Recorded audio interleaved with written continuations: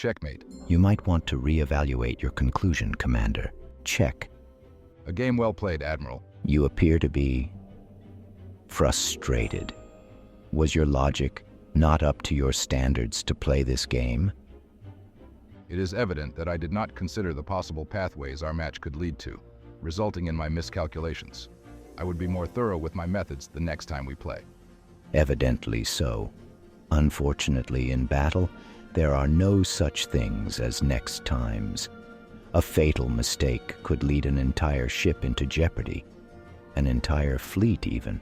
Your feedback is kindly noted, Admiral. Henceforth, it emphasizes the need for adherence to a command structure. The responsibility of decision-making is ultimately upon the captain of the ship. Agreed. But a leader who lacks innovation and inspiration would find it a Herculean task to control his crew. Commanding a ship may be physically taxing in specific cases, but considering most combat occurs using long-range weapons.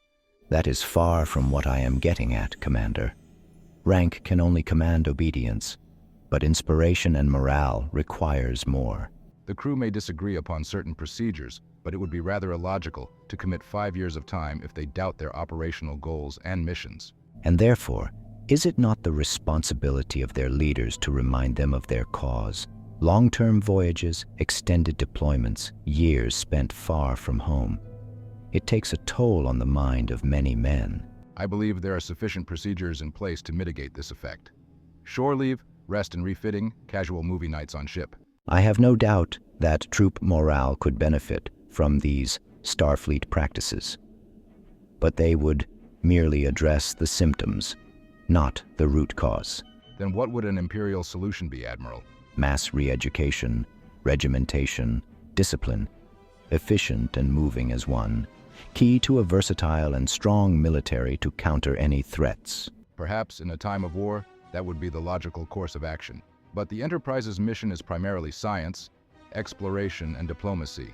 In times of conflict, would the solution necessarily be the purging of independent thought? No, Commander. But while other voices can advise, there must be one voice to decide, to rule, to be obeyed. The one who rules is the one who knows the cause. Pardon me, Admiral, but if every man on this ship believes in the same cause, who will lead the charge? No, Spock. To know about is not the same as knowing it and having believed in.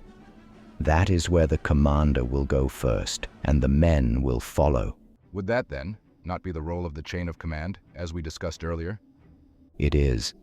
But promotions mean little if a commander fails to remind his men of the purpose of their mission. I concur that it could possibly lead to a mutiny on a ship. Then you should understand, Commander, the importance for more human connections as an officer.